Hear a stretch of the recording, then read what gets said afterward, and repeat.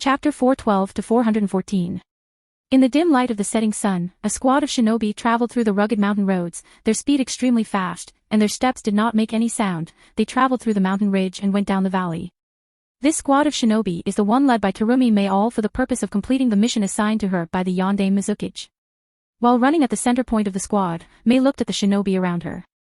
When the elders of the council heard of the mission assigned to her, they all decided to provide her with strong support. The importance of Rokubi and Utakata, who have it sealed inside him, is very high for the village, so, in addition to making Mei the next Mizukage, their intentions are obviously to bring back Utakata. As such, the shinobi following her on this mission are not just her trusted subordinates, but even a few shinobi from the Umbu, e.g., Tsurugi, and a few others including the subordinates of elders who are experienced in sealing bijou. There is one more individual, named Harasame, the master of Utakata, for extra reassurance to bring back Utakata. Overall, the entire squad consists of 16 shinobi including her, all with exceptional skills at the level of Tokubetsu Jonin or higher. Ao, who was running very next to Mei, said to her at this moment, "I think with this squad we should be able to bring back Utakata quite easily."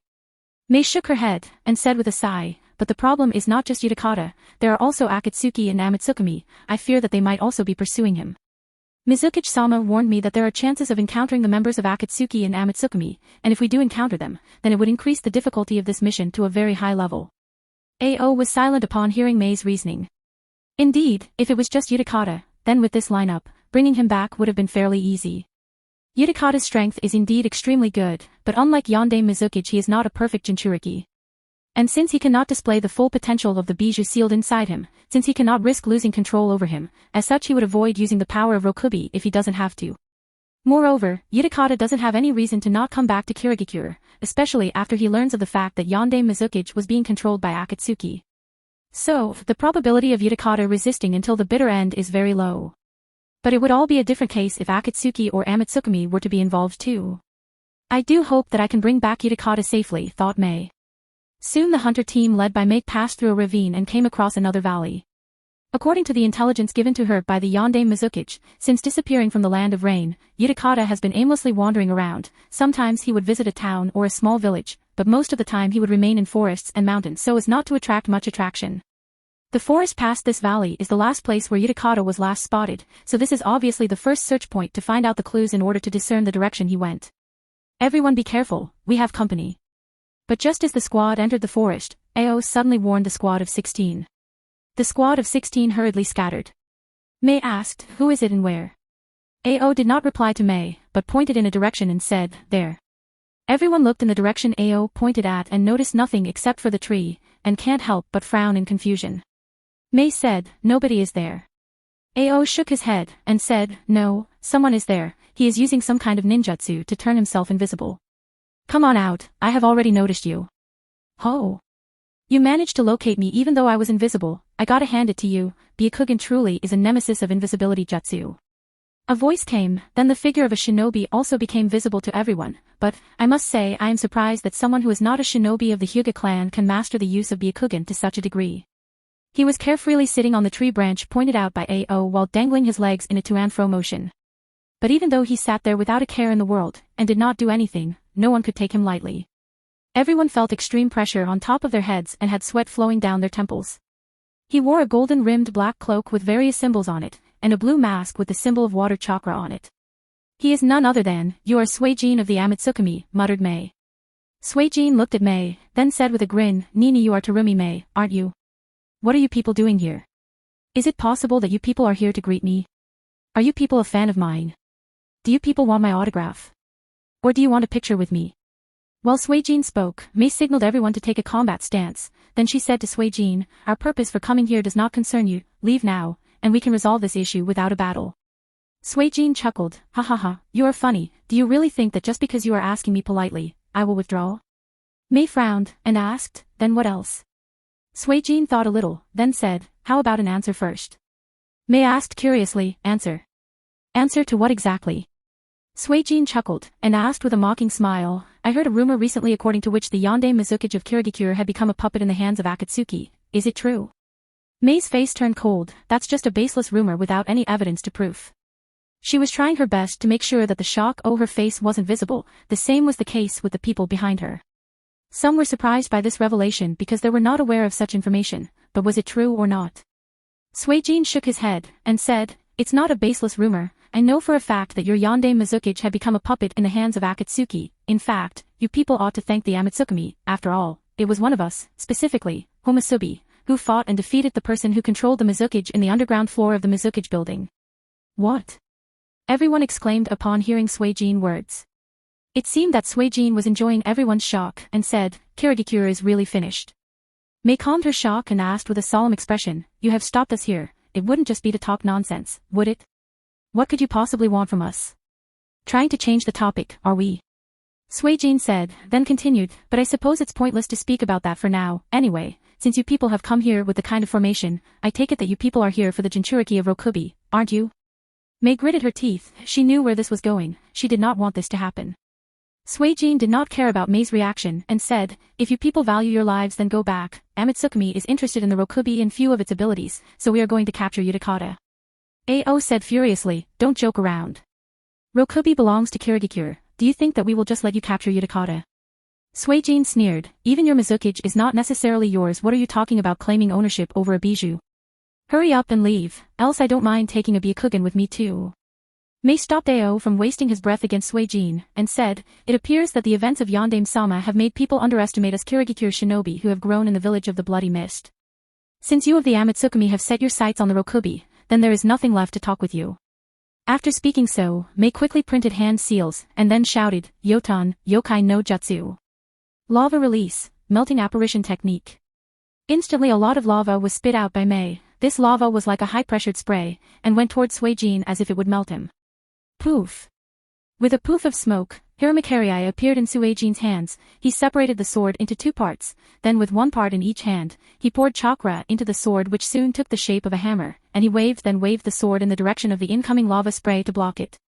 The chakra hammer blocked the lava form coming on him, but it still splashed on many nearby trees burning them. Psh.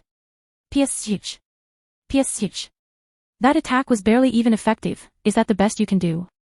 Because if that's really the case then I am going to be so disappointed. Suijin said in a disappointed tone.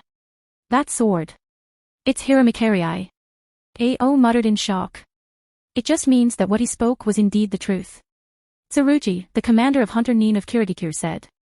Harasame said, "We have to assume that other members of Amatsukami are also nearby, so we will have to resolve this fight as early as possible." Ao nodded and after printing hand seals, he released mist from his mouth, Kirigikure no Jutsu. Hush. The mist released by Ao seemed to have covered the entire valley in a thick cover of mist. It was already past dawn and with thick mist in the air making it very hard to see anything. Next, the shinobi of Kirigikure who are experts on silent killing of Kirigikure, scattered under the cover of smoke waiting for the opportunity to kill Suijin. Ha, that was a big mistake. Thought Suijin as he flashed from his position, his objective, knock out all the Kirigikure shinobi. Smash. Arg. Plop. In the thick cover of mist, Suijin vs Kiri was going on.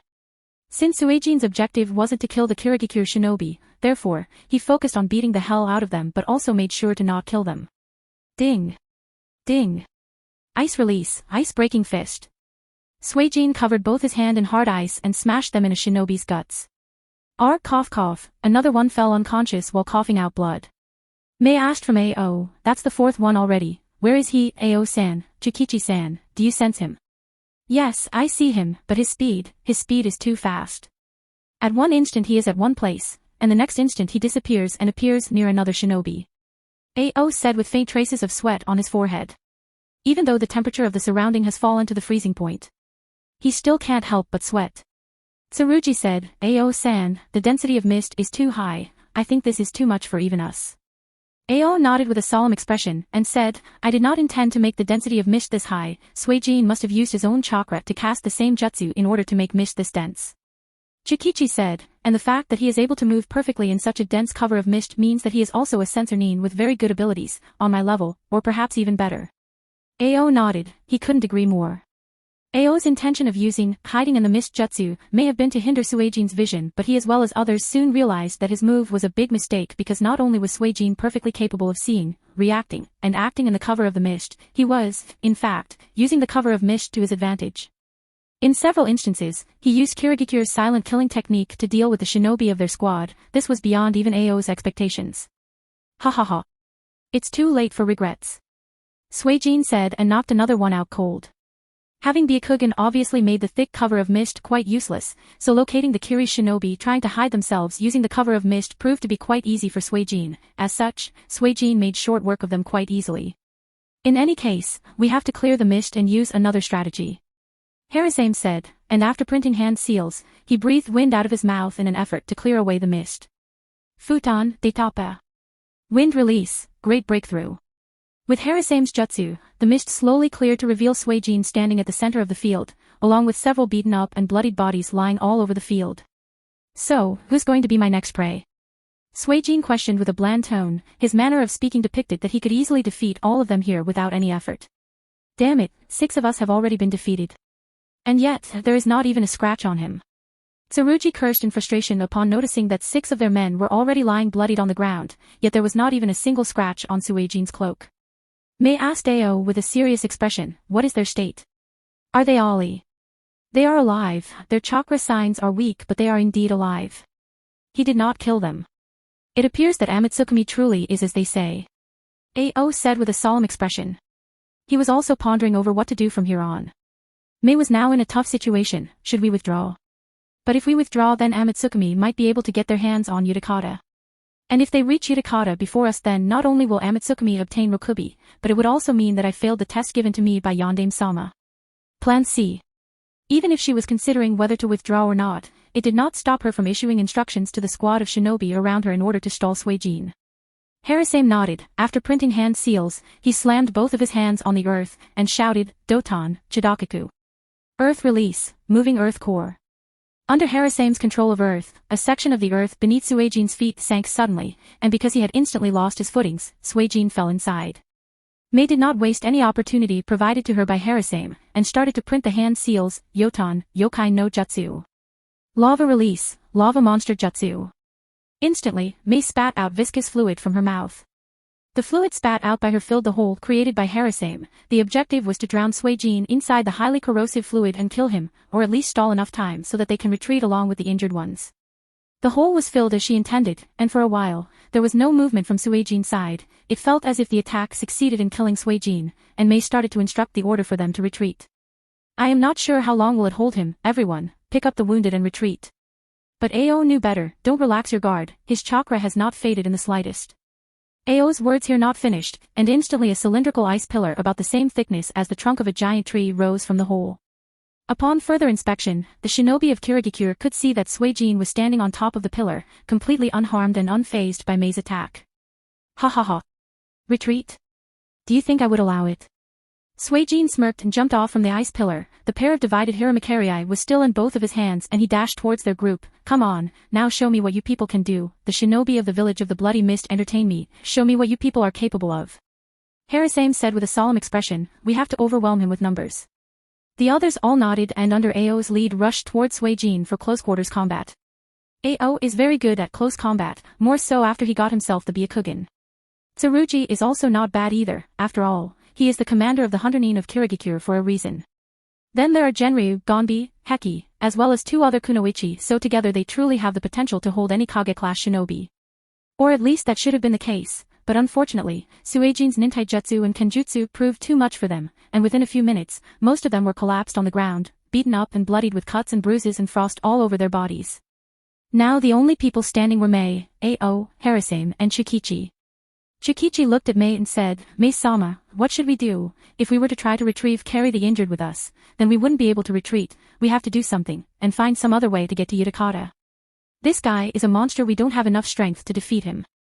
Mei was about to nod, but suddenly she felt something touching her back. A hand, was a thought. The next moment she heard a voice from behind her, Hyro no Jutsu. Ice Prison Jutsu. As soon as she heard that voice behind her, she wanted to turn around and back away but suddenly felt extremely cold, so cold that her blood would have frozen solid in an instant.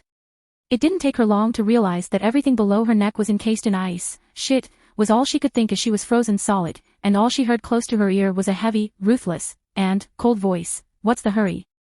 How about we have a dance? Dance? Does Suijin wants me to be his dance partner? Does that mean he wants to date me? And marry me? Now that I think about it, he is indeed manly, I would give him that. But I don't know what he looks like beneath that mask. However, my instincts tell me that he is definitely good husband material, was a momentary thought in her brain and she blushed at her thought. Sigh, if only he wasn't a criminal, our relationship could have blossomed, but she instantly pushed that thought aside by shaking her head and started to release her lava chakra in order to melt the ice. However, the ice was too cold and too hard, so the speed at which the ice melted was too slow. Being subject to such low temperatures generally means instant death, but may manage to stay alive thanks to her circulating lava chakra around her body to keep her body warm. Ao, Chikichi, and Harasame reacted instantly as soon as they realized that the one standing before them was a mere ice clone and the real one has put Mei in an ice prison. Mei-sama. At the first moment, Ao and Chikichi took the initiative in confronting the real Suijin, while Harasame tried helping Mei remove the ice. You have guts, I will give you that. You both are also not half bad either, but the enemy the two of you are facing is just too strong for you both, said Suijin as he started to cover his hands in ice chakra. Ice release, ice-breaking fist. Ice release, ice-breaking fist. With both of his hands encased in cold ice, Suijin started another round of nintaijutsu battle, but this time, the battle was more dominated by him, and the opposite two were one-sidedly crushed by him. Taking advantage of Ao and Chikichi's tiredness and breathlessness, Suijin instantly flickered towards them while printing the hand seals. They did notice Suijin coming towards them, however, they were unable to react to his speed. Now then, let's end this, shall we? Suijin said and slapped both his hands on Ao and Chikichi's chest. Ice release, chakra locking cuffs, on Ao. Ice release, ice collar of subordination, on Chikichi. Instantly, a few accessories made out of ice appeared on Ao and Chikichi's bodies. I can't mold my chakra. Ao muttered in panic upon realizing that as soon as these ice cuffs appeared over his hands and feet, his chakra also seemed to have been sealed. And there was no reply from Chikichi because he has become a puppet because of the ice collar around his neck. Suijin smirked, this is just the best part. Now then, since I have already defeated all of you, I shall reap the reward of my efforts. But before that, Chikichi-kun, would you mind keeping that companion of yours away so that he does not interfere in this ordeal? Chikichi, who has become a puppet because of the ice collar around his neck, nodded with a dull expression, and after turning around, he started fighting Harasame to make sure that the old man does not interfere with what Suijin had planned to do. On the other hand, Ao's face turned pale upon seeing Chikichi become a puppet, and because of hearing Suijin's words, he knew exactly what reward Suijin was talking about. He still hoped that it wasn't what he thought it was. But his hope was proven useless, and his guess was soon proven correct when he noticed Suijin's right hand coming close to his right eye, the same right eye that is covered with an eye patch, and the very same right eye in which Ao transplanted the Byakugan stolen from a Hyuga he defeated during the Third Great Shinobi War. Ao wanted to stop Suijin from gouging out the Byakugan, but given the fact that his chakra was sealed by these handcuffs and leg cuffs, neither could he mold chakra, nor could he run away. He had become a helpless duck at the mercy of Suijin. The other party can do whatever it wants to him, and he cannot pose any resistance, and from the looks of it, he won't be able to get any help. I just hope that he is unable to break the seal I have placed. This was his only thought as Ao tried to figure out a way to save himself and the Byakugan to fall into the hands of Suijin. But it appeared that he expected too much from himself, and too little from Suijin because Suijin instantly deactivated the talisman seals on Ao's earrings. Ao was shocked. He was shocked for two reasons. One is that Suijin easily deactivated such a complex fuinjutsu in less than a second, and second because at this very moment, Ao also noticed a familiar chakra coming towards Suijin and him, and the speed of this familiar chakra was fast speed, almost or perhaps even faster than Suijin himself. From the looks of it, from how Suijin's back is in that direction, he doesn't seem to have noticed this chakra, thought Ao. This gave Ao some hope. Please hurry, you are our only hope. The speed of the other party was too fast, and by the time Suijin's right hand touched Ao's Byakugan, he suddenly heard a sharp whistling sound, which alerted him, but he didn't seem to have had enough time to react as following the sound, Suijin felt a sharp stinging coming from his back. Puff. 2 sprays of blood spurted at the same instant. Why, you are... Suijin muttered in surprise as he looked at the iron hook piercing through his chest. Plop. Unable to stand any longer because of the lack of energy because of being pierced through the chest, Suijin soon collapsed to the ground. Puff. Why, you are, cough cough. Suijin muttered in a horrified tone as he looked at the iron hook piercing through his chest and blood dripping from his chest. Plop. Unable to stand any longer because of the lack of energy due to being pierced through the chest, Suijin soon collapsed to the ground. The sudden change of events shocked everyone. But despite everything, their panicked face soon gained a new light. Mizukichi-sama, everyone shouted in unison and with a respectful tone. That's right, the one to appear is none other than the Yonde Mizukichi Karitachi Yagura. Mei asked with confusion, Mizukichi-sama, you are here. She did not expect Yugura to show up here. Don't misunderstand her, Mei is certainly glad that Yugura has come to their rescue, but she was confused nonetheless. After all, he should have been in the village. How come he is here? Yugura looked at Mei, and said faintly, although I gave this mission to you as a test to see whether you are ready to take the position of the Mizukage, it's not just a test. Capturing Utakata involves the safety of the village. This mission must be completed no matter what. Mei looked down in disappointment. Yugura's meaning was very clear. Being defeated at the hands of Suijin means that Mei has failed to complete the mission, as such she has failed the test too. And now he has no choice but to complete this mission himself because bringing Utakata back to the village is very important. However, Terumi Mei soon recovered herself. She is not the kind of person who would pursue self-goals. The betterment and safety of the village are more important to her than personal glory, so she did not let this setback affect her and nodded. Everyone, fear not, know that I am here. I shall ensure that none of the shinobi of my village are harmed in my presence. Yugura declared that as long as he is around, none would be harmed. For a moment, everyone was left surprised by Yugura's words, and they can't help but look at their current Mizukage in awe. They can't help but wonder if he is the same Mizukage, who until a few days ago was nothing more than a puppet in the hands of Akatsuki. Because at this moment, his small figure was giving off a lot of power and hope to the collapsed spirit of these shinobi. At this moment to those present here, Yugura seemed the most dependable he has ever been. Honestly, it was overwhelming and exhilarating. Nobody expected him to suddenly appear here, but not only did he come to their unexpected rescue, he even managed to land a successful hit on Suijin, critically wounding or perhaps even killing Suijin. When the matter of killing Suijin came, one of them muttered while looking at the corpse of Suijin that was lying lifelessly on the ground at the feet of Mizukage, is he dead? Did Mizukage-sama really manage to kill him? Attracted by his question, everyone was out of their thoughts and looked at the corpse of Suijin. Yugura lifted his club and poked Suijin's core with it. He wanted to verify whether Suijin was alive or dead. And it seemed that Suijin was indeed dead, as there was no more movement from him. Yugura nodded in satisfaction, and while everyone breathed a sigh of relief, Yugura asked Ao-san, are you alright? Ao did not reply. Yugura was confused and looked at Ao who had collapsed on the ground. Suijin may have died, but the ice cuffs on Ao's hands and feet were still present. Yugura looked at Ao with a frown, but he wasn't able to because Ao's head was bent downward. Drip. Drip. Drip. Drip. In the silent night where not even the sound of the wind was heard, a few drops of liquid fell on the ground. These drops were red in color and dripped down Ao's face. Ao lifted his head and the sight of an empty right eye socket and blood dripping from it came to light. Mizukage-sama, he managed to gouge out the Byakugan. As soon as Ao's words fell, a Suijin's corpse, which lay there lifelessly until a second ago turned into a high-pressure geyser and shot out of the ground underneath Yugura's feet. It completely engulfed Yugura inside it, and for a moment it felt as if it would drown the Mizukage inside it. Mizukage-sama! Everyone exclaimed in worry and shock. They wanted to help but did not have the strength to do so. As Ao's churka was still sealed, Chukichi was still a puppet, and Mei was still encased in the ice prison. At this moment, creepy low laughter echoed throughout the valley. Ha ha ha. Ah ha ha ha ha. I finally did it. I managed to take the Mizukage by surprise. Now then, it's time for Amatsukami to take control over Kirigikure, otherwise, there would have been no point in making Kirigikure free from the clutches of Akatsuki. And to do so, we must first make Karatachi Yugura a puppet. Ice release, ice collar of subordination. With Suijin's jutsu, an ice collar similar to the one on Shukichi's neck appeared around Yugura's neck. By the time the water geyser that had engulfed Yugura disappeared, Suijin made sure to use one of his most practical jutsu, ice collar of subordination, on Yugura. Harasame, having had the taste of this jutsu firsthand while facing Chukichi, informed others, everyone please be careful, this jutsu makes others into a mindless puppets. There is no telling if the Mizukage-sama is still himself or has fallen into Suijin's control. The ice collar of subordination is a jutsu that steals away its target's ability to make coherent thoughts. As a result, the subject under the effects of this jutsu becomes nothing more than a mindless puppet who would follow all of Suijin's command without any question or thoughts. What? You are kidding, Harasame-san, even Mizukage-sama. Someone exclaimed in disbelief. Mizukage has already once become a puppet in the hands of Akatsuki, and that has done too many losses to the village. Now, if Yugura was to become a puppet in the hands of Amatsukami too, then there is no telling what would happen to them and to the village.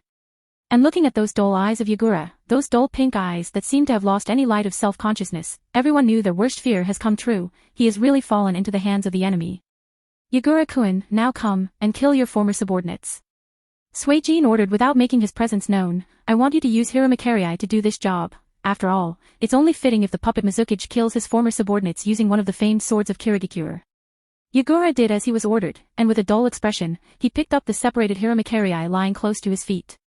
Very good, now kill all your subordinates, and how about you start with this lava release girl? Suijin said as he appeared behind Mei, and after releasing the ice prison entrapping her, he lifted her up in the air by her hair, all while instructing Yagura, who under his command started to walk towards Terumi Mei. Mei tried to struggle, but those cuffs that appeared around her hands and feet did not allow her to pose any resistance, so any struggle was futile. Mei gulped nervously as she looked at Yagura walking toward her step by step. Hiramakarei in one hand, and his iron hook in the other. His eyes were dull and lifeless. There were faint signs of struggle on his face, but it seems that Suijin's jutsu was much more powerful. She again tried to break free of Suijin's grip but was unable to, and could only helplessly wait for her impending end. When Yagura had walked to just a distance of 2 steps away from her, he lifted the hand holding Hiramakarei up, and looking at that sword about to kill her, Mei thought, is this the end for me? Death was only a step away from her, and her face seemed pained. Was she afraid of death? No. The kunoichi named Terumi Mei has never been afraid of death. What she is afraid of is the future that awaits Kirigikure from here on out. In the end, I couldn't do anything for the village, huh? She thought with a saddened expression. Any last words, girl? Suijin asked Mei as he traced his cold fingers over Mei's chin. Mei trembled at that cold touch. It was different than being encased inside the ice prison. The cold this time was not chilly, but rather scary. It frightened her. There were thousands of things she could have wished for, but when it came down to it, all she could say was, Mizukage-sama, please regain yourself. You are the dignified Mizukage of Kirigikure, not someone's puppet. The village needs you more than ever. You are not allowed to become a puppet in the hands of the enemy. Suijin smirked, and said with a mocking tone, unfortunately for you, girl, your last wish will never come true. The jutsu I have used on him is my second strongest when it comes to controlling others. No one can break free of it. Even if he is a perfect Jinchuriki, he cannot break free of it. Mei did not speak any further. There was unwillingness in her eyes, if only. Countless possibilities raged in her mind, but in the end, she could only close her eyes, accepting her death. With this action of Mei, Yagura waved Hiramakarei, lopping the head off of his target.